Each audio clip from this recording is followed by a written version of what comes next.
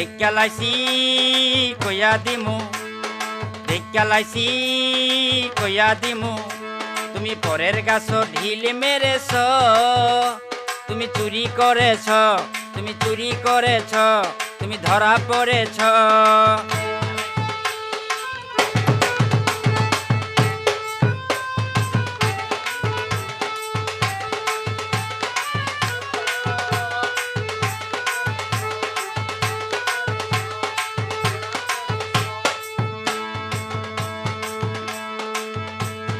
নিজের গাছে ফল থাকিতে কেন অন্যের ফলে লোভ করেছ?